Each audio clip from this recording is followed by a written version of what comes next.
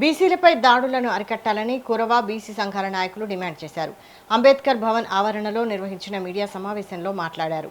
ఈ నెల 16న కర్నూలు శ్రీరామ్ నగర్లో కురవ రంగయ్యపై దాడి జరిగిందన్నారు. కాంట్రాక్టరుగా రంగయ్యకు 45 ఏళ్ల అనుభవం ఉందని గుర్తు చేశారు. అలాంటి వ్యక్తిపై దాడి చేసిన వారిని కఠినంగా శిక్షించాలని పోలీసులకు ఫిర్యాదు చేసినా కేసు నమోదు చేయలేదన్నారు. నిందితుడిపై చట్టపరమైన చర్యలు తీసుకోకుంటే బీసీ సంఘాల ఆధ్వర్యంలో ఆందోళన చేస్తామని హెచ్చరించారు. నిందితుడు సునీల్ తనను బెదిరిస్తున్నాడని బాధితుడు రంగయ్య ఆరోపించారు.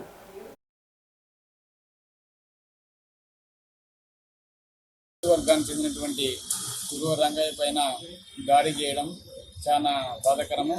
కాబట్టి అక్కడ రోడ్డు కాంట్రాక్టర్ అయినటువంటి రోడ్డు చేస్తున్నటువంటి కనీసం రోడ్డు స్టార్ట్ చేసి దాని రోడ్డు కూడా వేయకముందే వాళ్ళు కమిషన్ల కోసం అతని పైన దాడి చేయడము.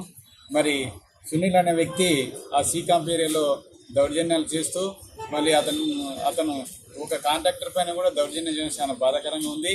కాబట్టి బీసీ వర్గాలంతా ఏకమయ్యి ఖచ్చితంగా కేసు అసలు కంప్లైంట్ ఇస్తే కూడా తీసుకెళ్లే స్టేషన్లో దాడులు ఎక్కువయ్యాయి. ఈ దాడులను దృష్టిలో పెట్టుకుని గత ఎన్నికల ముందు బీసీలందరూ కూడా రక్షణ చట్టం కావాలని అన్ని పార్టీల ముందు డిమాండ్ చేసినప్పుడు పార్టీలన్నీ కూడా మేము బీసీలకు రక్షణ ఇస్తామని ఎన్నికల మేనిఫెస్టోలో పెట్టి మా ఓట్లు దండుకొని ఈరోజు మరోసారి మాకు రక్షణ చట్టం లేకపోగా మా పైన విపరీతమైనటువంటి దాడులు జరుగుతున్నటువంటి పరిస్థితి ఉంది.